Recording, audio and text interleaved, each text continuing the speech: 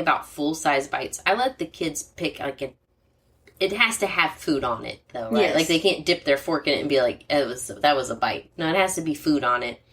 And we do that rule. And if you really hate it, which happens, kids don't always like everything. Hell, sometimes I don't like what I cooked. Right. I've had that happen so many times. Yeah, that the kids ate it and I didn't because I was like, this is disgusting. And the kids are like, this is fantastic. Oh my God. This has haunted me since college. And my husband and his sister shared a house, a small little tiny house. And so I was going to cook for them one day. So I decided to cook chicken pot pie. Okay. And I mistook a clear Tupperware with a blue lid as flour, and it was confectioner sugar. Oh, and my God. It was a giant Tupperware. It was like a full gallon size Tupperware. And this is why you would keep flour my whole life since college, because they bring it up ever so often that I made this chicken pot pie. And I'm like, man, it's just really not thickening. I just don't understand. So I added cornstarch because I found it in a different cabinet. And so it did thicken a little bit, right? Well, I put it all together, cook it up, and I'm like, sure, this makes... And I've been cooking since I was a child. And I'm like, this just doesn't make any sense. Of course, I didn't taste it like a normal person who cooks all the time until the end. And I'm serving it to my now husband, then boyfriend. Oh. And like, what did you do? I go, what? What do you mean? Oh my God, what is this? Figured it out pretty quickly. It was powdered sugar. Nice. Very nice. So I have messed up quite a bit as well. That was one of the biggest ones. I wanted to do an Asian night at home. And I thought it would be really fun. I love making meatloafs. I make different flavored meatloafs, and they're fucking phenomenal, in case you didn't know. Okay? They're good, damn it. Things you cook over a long period of time just is awesome. Yeah. So, I do different flavors. I've got a ranch and a buffalo-style one and a barbecue-style one that are to die for. The Asian-style one I made was an absolute disaster. It was disgusting. I've never tasted how anything did I mess this up this bad? so awful in my entire life. And my older two kids, because that's all I had back then, were my older two, and they loved it. They ate the whole damn thing. They wanted thirds. I was like, please go back and get more. I ate the salad I made because it was disgusting, and I could not bring myself to eat that meatloaf. And they kept going back for more. So kids are not on the same wavelength as adults in food flavors.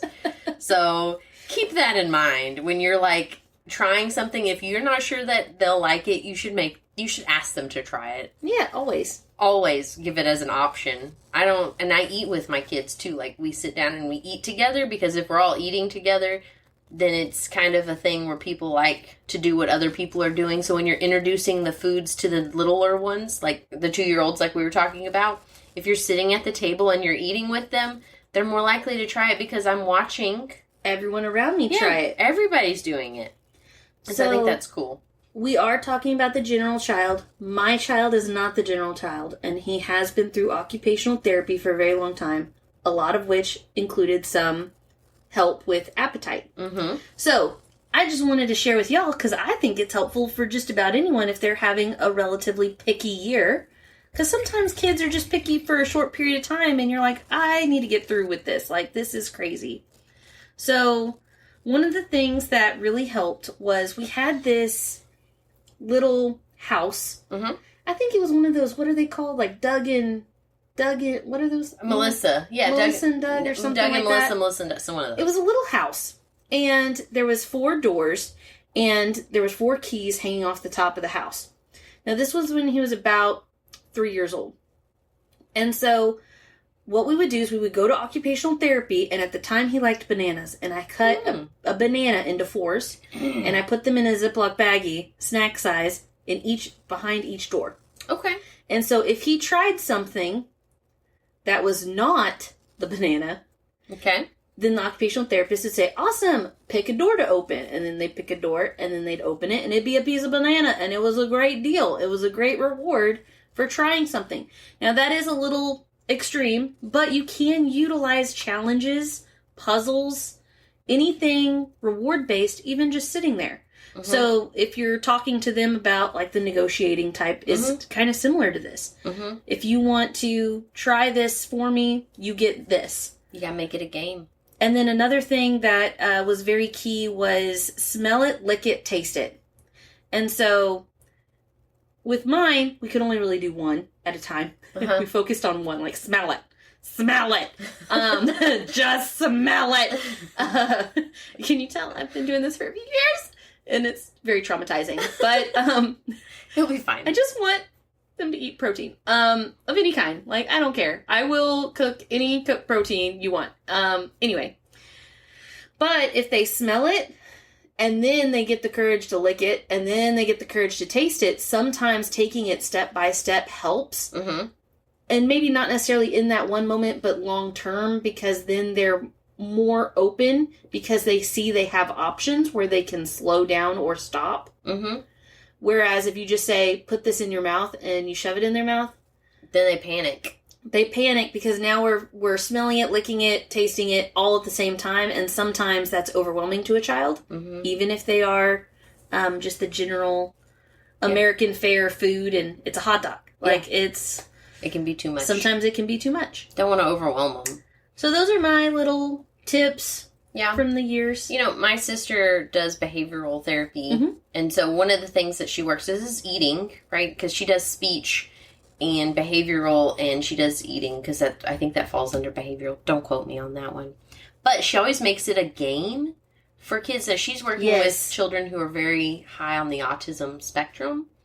But she's like, it's a game. Everything is fun. There's a reward for everything you do, but it's got to be fun to get them involved. Right. And so I think your reward system, I mean, obviously it works because he eats it. Like, he eats. At least tries. He at least tries it, and kids love games. Hell, I'm an adult and I love fucking games. But it really takes a referee that's not willing to give up. Yes, you have to because stand your ground. Because if you say absolutely whatever you want, they're never gonna vary their diet. Nope, they will eat chicken nuggets and French fries forever. Forever. I was a pretty difficult eater. I don't know if you knew this. No. So I'm pretty open. Eat everything. I'm pretty open to things now. But when I was a kid, I was pretty picky. And I also didn't talk a lot as a kid. I was a very quiet child. I've heard that one. But when I was ever, like, say, at my grandparents' had a very particular way of handling things, which was very, very strict. And so if they cooked, that's what they cooked, and you ate or you didn't, and you go to bed hungry. But you do have to sit at the dinner table until everyone's done and leave. Well, I would go visit for a week at a time, and I wouldn't eat. I just wouldn't eat. That's not a joke. That's just how determined of a child I was at not really caring that much about my own sustenance. So you also have some children that were completely fine. I was completely fine. Yeah. And I just refused. I was like, no, I'm a very determined kid, very independent, and I'm going to say, okay, I'll go to bed hungry. Yeah. Like, it was offered and I declined. I could drink milk anytime. Oh, well, so I drink a lot of milk. It's probably why I have so much acid reflux. I wonder. But your bones should be amazing, right? Isn't that what the commercials used to advertise? I definitely have weak bones. Milk had the best commercials because it made you think that just by drinking the milk you were going to be strong and healthy. And that's a lie. I drink a lot of milk, and my bones are not healthy. I drink a lot of milk, and my bones are getting healthier. But I also take vitamin supplements.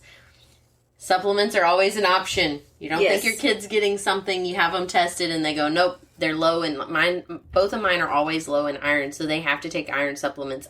I don't know that I could increase. It's probably just a genetic thing. Yeah, I think so. I just carry that genetic, obviously. And I don't think that I could increase their iron in their diet enough to replace that supplement, so supplement it is. They chew a tablet or pop a pill once a day.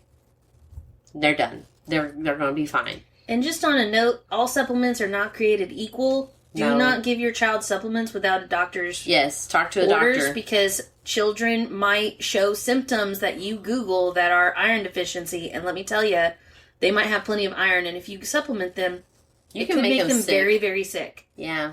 That's just a little quick plug. Safety first. We always talk about that, right? We're like, don't Google symptoms. Like, Google always says you have cancer and you're going to die. Yes. Don't do that. Googling for what is a food pyramid is safe under most circumstances. Don't Google symptoms and expect it. Go talk to your doctor. So that's going to wrap up today's episode, but we hope you enjoyed the wine and motherhood adventure. Thank you for tuning in and turning up with us. Be sure to follow us on Facebook, Twitter, YouTube, and Instagram at Instagram. I said Instagram. It's Instagram. It really threw me for a second. It's not Halloween yet. I don't know where that came from. I don't know where that came from. But at Mom's Guide to Wine, and that is with the number 2. Leave us a love note, episode suggestion, or just say hi. What's up? This is Eliza. And this is Rosie. And we'll be spilling with you soon.